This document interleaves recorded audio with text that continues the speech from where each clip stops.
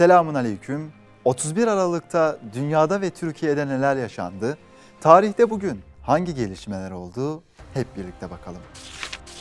31 Aralık 1534. Kanuni Sultan Süleyman komutasındaki Osmanlı ordusu Bağdat'a girdi. 1609. İstanbul'da Sultanahmet Camii'nin temeli atıldı. Mimarı Sedefkar Mehmet Ağa olan cami 8 yılda tamamlandı. 1923. Boğazlar Sözleşmesi yürürlüğe girdi. Boğazlar büyük zafer olarak kabul edilen Lozan'da uluslararası bir kuruluşa bırakıldı. Anlaşmaya göre Boğazlar için bir komisyon kurulacaktı. Komisyonun başkanı Türkiye'den, diğer üyeler ise müdahil devletlerden seçilecekti ve komisyon bu kişiler tarafından yönetilecekti. 1972.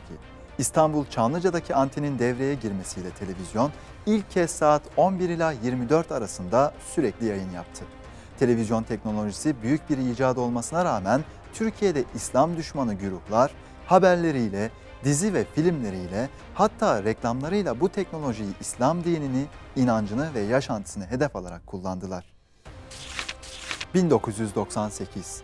Danıştay, Sincan'da düzenlenen Kudüs Gecesi'nin ardından İçişleri Bakanlığı'nca görevden alınan ve yargılama sonucunda 4 yıl 7 ay ağır hapis cezasına çarptırılan Sincan Belediye Başkanı'nı başkanlık görevinden düşürdü.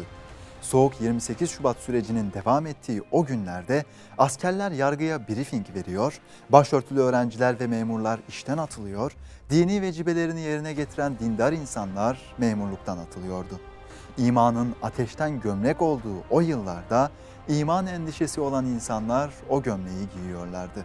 Birçok masum insan imanının bedeli olarak ya canını verdi, ya zindanları mesken tuttu ya da doğdukları topraklara veda ederek hicret etmek zorunda kaldı.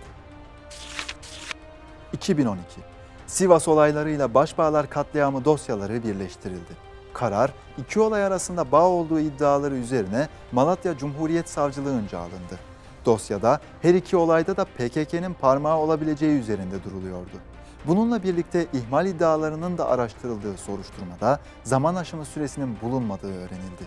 2 Temmuz 1993'te Sivas'ta çıkan olaylarda 37 kişi ölmüş, bu olaydan 3 gün sonra da Erzincan'ın Kemaliye ilçesine bağlı Başbağlar köyü silahlı bir grup tarafından basılarak 33 kişi katledilmişti.